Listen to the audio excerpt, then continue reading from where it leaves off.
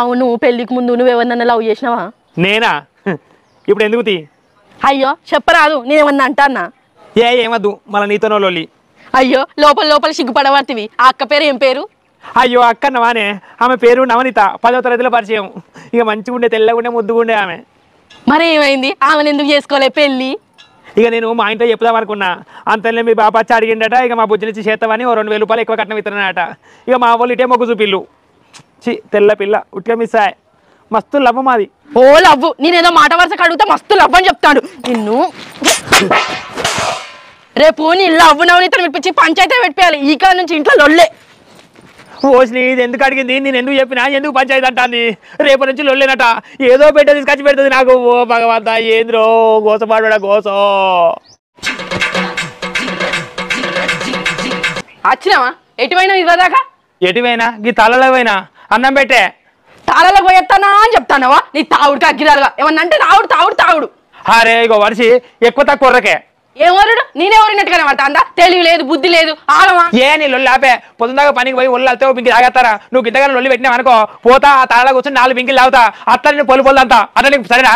హే నేనేమంటానా, షైగట్టుకొచ్చుకో, అన్నం పెడతా తిందు. 4 పింకిలు తాగొస్తే నన్ను పొల్లు తంతాడు. అట్లా పైసలు ఖరాబు, నా ఒళ్ళు నువ్వేటట్టు కొడతాడు. ఎందుకు వచ్చిన బాధ? ఎట్లా అయిపోయినా అట్లా చెప్తేనే ఇంటో పాటు మీదంత కళ్ళు తాగొచ్చి అన్నం పెట్టమంటే ఓ కుయ్యం కయ్యం కై అంటాంది. ఇప్పుడు 4 లోట్లు తాగుతానని పొలు అంతా అన్నవాళ్ళే సపరేట్గా పోతుంది అన్నం పెట్టడానికి. అవునయ్యా, మన పెళ్లి కన్నా ముందు నువ్వు పెళ్లి సూపులకు పోయినవట కదా, ఏమైంది అక్కడ? పిల్ల నచ్చలేదా? ఎందుకు నచ్చలే? పిల్ల తెల్లగా ముద్దుగా ఉండే, నాకు నచ్చింది. అబ్బో తెల్లగా ముద్దు ఉండేనా? మరి ఎందుకు చేసుకోలేదు పెళ్లి? ఇక ఎందుకు చేసుకోలేదు అంటే, మేము పిల్లలు ఇంటికి పోయిన వాళ్ళే పిల్ల చాయ్ పట్టుకొచ్చి కిలుకు అన్నది. ఇక నా గుండెలో కలుకు అన్నది. అబ్బా తెల్ల పొల్ల గుండెలో కలుకు అన్నది. ఇక కాసేపటికి మిక్సర్ పెట్టిలే, మనిషిద్దా, మా అవ్వకిద్దా, నాకిద్దా, మా బాబుకిద్దా. పెట్టిన వల్ల నా మిక్సర్ నేను తిన్నా. ఇక మా బాబుకి బీపీ కదా, ఇక బీపీ అయిన వల్ల మా బాబు మిక్సర్ కూడా నేనే తిన్నా. ఇక మా అమ్మనేమో మిక్సర్ తినది, ఆ మిక్సర్ కూడా నేనే తిన్నాక నన్ను లడ్డూలు ఉన్నాయి, లడ్డూలు కూడా తింటే ఇంకా ఉంటే పట్టుకురాలి అని అన్నావు మాట. అన్నందుకు ఓ పిల్లగా లే నడువు అని అంటాను. ఎందుకు నడువు అంటాను అని నేను అడిగిన. అబ్బా ఇప్పుడే నువ్వు గితగారం తింటాను, మా బుజ్జిని చేసుకున్నాక ఇక నువ్వు మంటినే ఉంచుతావునా మా పిల్లను అని చెప్పి ఒకటే తిట్టిపోమన్నారే. అయ్యో పొమ్మన్నారా? మరి మా ఇంటికి పెళ్లి సూపులు చూడడానికి వచ్చినప్పుడు ఏం తినలేదేంది? నువ్వు తింటా, మా బాబు కూడా గట్లే పొమ్మను. అప్పుడు నాకు దెబ్బ తాకింది. పుండైనాక శ్రీనివాసులు ఏం తినదు కదా, అందుకే నేను తినలే. అవునా? ఆ దెబ్బ పాడవడం మా ఇంటికి వచ్చినప్పుడే దాకన్నా దెబ్బ. గప్పుడే తాకింది, ఏం చేయాలి? దేవుడు నా రాత కట్ట రాసి పెట్టాడు. వర్షి ఏం చేస్తాను ఇక్కడ? కనబడతలేదా? పూలు తెంపుతానా? సరేగా నేను ఒకటి అడుగుదాం అనుకుంటానా.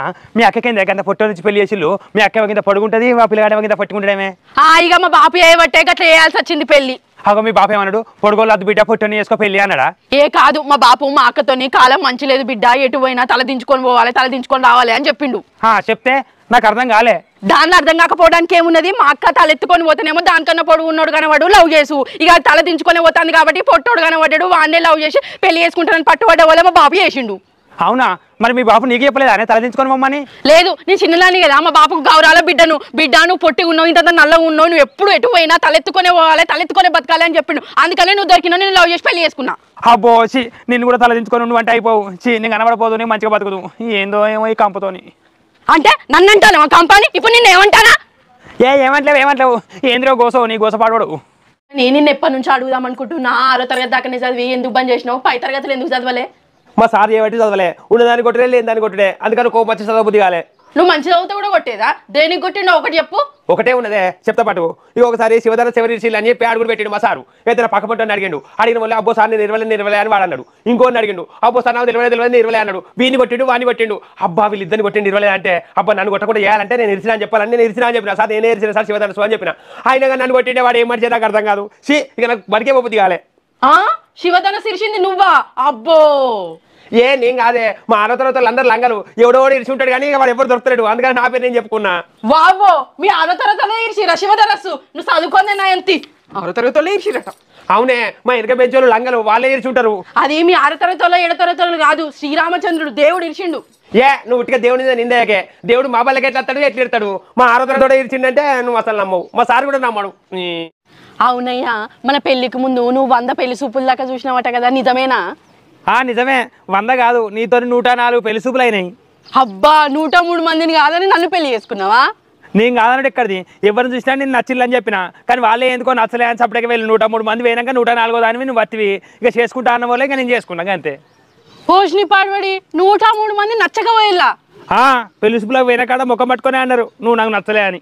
నిన్నెవ్వరు నచ్చలేదా? అయితే మా అవ్వును మా బాబు బిడ్డ పిల్లగానికి 100 పెళ్లి సంబంధాలు అయినాయి, ఎవరిని నచ్చలే, నిన్నే నచ్చిండు అని అంటే 100 మందిని నచ్చింది నన్నే నచ్చిండు అంటే నేను ఎంత అందంగా ఉన్నాను అనుకొని నేను కూడా పిల్లగాడిని నచ్చిండు అని చెప్పిన. ఆఖరికైతే నేను నచ్చిన అని చెప్తేనే మన పెళ్ళయిందా? అవును, నువ్వు నచ్చనే అయింది మన పెళ్ళి. తెల్ల చూసిపోయాలు ఎవరికి నచ్చపోతే ఈ కర్రదాని నచ్చుతాయి.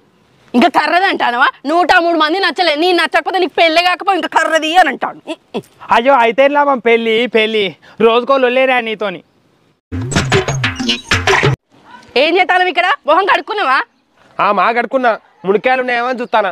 మునక్కాయల సంగతి తర్వాత కానీ నిన్న మా అన్న ఏమో తినమన్నందుకు లొల్లి పెట్టుకొని పోదాం పై ఇక్కడ ఉండే వద్దన్నావు ఎందుకు? ఎందుకంటే మీ అన్న చేసిన తప్పు కదా అనే, అది పద్ధత. అగో ఏం చేసిండు అసలు? ఏమన్నాడు మా అన్న? ఏమన్నాడంటే నీకు తెలియదా, అందరికేమో ప్యాకెట్ ఇచ్చుకుంటూ వస్తాడు, నా దగ్గరికి వచ్చి నాకు ప్యాకెట్ ఇచ్చి లేచి తిని బావా అంటాడు. అది మన పద్ధత అని నాకు అర్థం కాదు. కానీ ఏమంటే నన్ను లేచి తినమంటాడా? అగో లేచి తినమన్నట్లా తప్పెక్కడ ఉన్నది? అక్కడ లొల్లి ఎట్లా పుట్టింది? దీనిలో లొల్లెట్ వచ్చిందని తిరిగించుకుంటాడు తను. ఆమె అందరేమో కూర్చుని తింటే నన్నేమో లేచి తినమంటాడా? నాకు అర్థం కాదు. నేను ఇంటి అల్లుడిని, నన్ను లేచి తినమంటాడే. అయ్యో నీ పిచ్చి పాడబడ, నిన్ను లేచి తినమనిలే, ఆ పొట్లం పేరే లేసు. ఇగో ఈ లేచి తిని బాగా వాడవచ్చు గంతే. ఏంటిది పొట్లం పేరు లేసా? ఆ లేసే తినమన్నాడు. అవునా? అయ్యో అందరిట నన్ను నిలబడి తినమంటాడు, నన్ను కోపం వచ్చే.